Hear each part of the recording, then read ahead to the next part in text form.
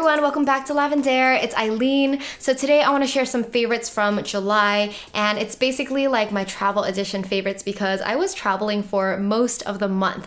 So if you don't follow me on Instagram and you don't know what's been going on, I basically went on a huge road trip through Europe with my family. So we were there for almost 3 weeks. We started in Paris for a few days and then we drove all the way like across 10 different countries, and then we made a loop and went back to Paris for another few days.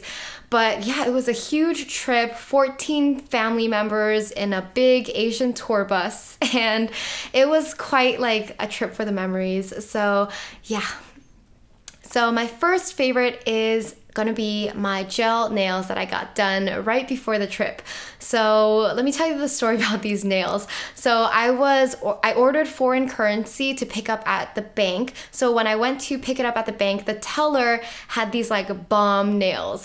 They just looked so magical. They were so sparkly, and I had to compliment her on it. So after I like complimented her, we just made conversation, and eventually she told me where she got it done. And right after that like meeting, I booked an appointment to get nails done at the place that she got it done. And I wanted the same exact nails because I just love them so much that I was like, why not? So I went to that place to get my nails done, and I'll post a link and address down below. But basically I got it done by this really sweet woman named Stacy, and it's so cute because she only speaks a little bit of English and she speaks mostly Chinese. So it was a good opportunity for me to like practice my Chinese. So we were only speaking Chinese. She was doing my nails, and after I got them done, I was like staring at them for days. Literally, I kept doing this and looking at my hand like every few minutes just because they were so pretty and I love them so much. They're just so sparkly and simple but unique, if you know what I mean. So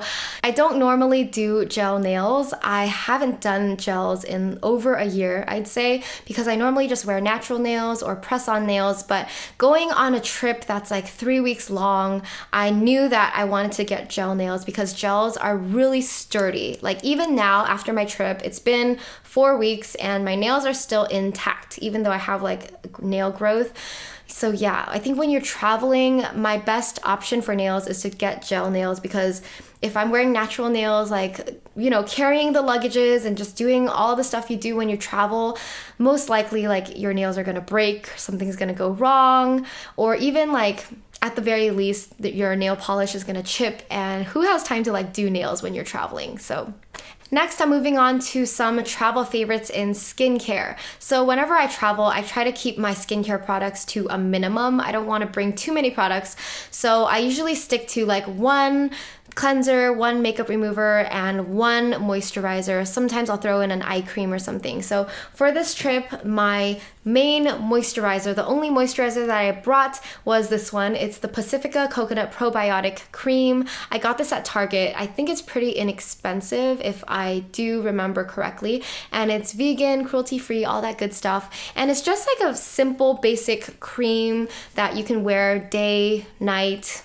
It's really just like simple. And I like it because it feels hydrating. Like the hydration stays longer than other creams, because this one's like a little on the thicker side, and it's really like good enough. It's all I need. When I'm traveling, I don't want to bring like all my products, like a toner, serum, essence, whatever. Like at home, I pack on the layers, but when I'm traveling, I definitely try to keep it as simple as possible. This is all that you need. Anything to just make your skin not feel so dry. So the cleanser that I brought for this trip was this Skin-esque enzyme washing powder, and I love it and wanted to mention it because it's a powder. So you don't have to think about like, you know, being under the liquid requirements for TSA. So because it's a powder, it passes. So I definitely like it because it's a brightening cleanser. Your face definitely feels like brighter the next day after you wash it with this, and it cleanses your face without stripping it too much. Like you don't feel super dry. You don't feel like there's too many chemicals involved. It really feels like okay. I do want to note that this is a cleanser and not a makeup remover, so I wouldn't recommend you use this to try to take off like eyeliner and mascara. So I brought like a makeup remover, and then after I took off my makeup, I would use this to do the second cleanse, and that was like good enough for me.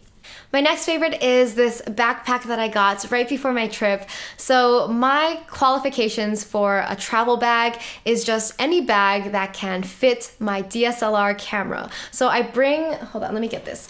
I bring my Sony with me while I travel, and as you can tell, it has like a really big lens. This is the 24-70 because it's a zoom lens. I like to be able to zoom when I'm taking travel photos and videos. So it's very versatile, but it's also very big, and it's hard for me to find like a cute bag that fits this camera. So for the longest time, I didn't have a bag that could actually fit this camera.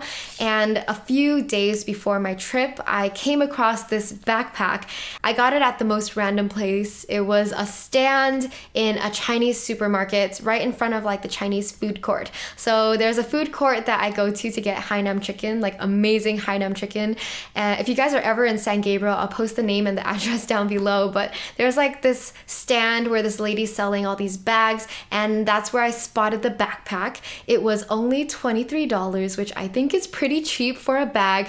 So once I saw it, I saw that it was big enough for my camera, and I liked the color, and it just felt right. So yeah, I'm just like really happy that I found a bag, because I just wanted something cheap because I don't want to wear anything too expensive when I'm traveling because it could get lost or stolen or whatever.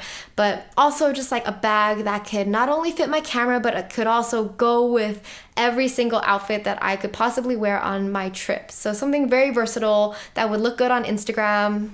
All that criteria, like this bag fits it all. So that's why it was my favorite.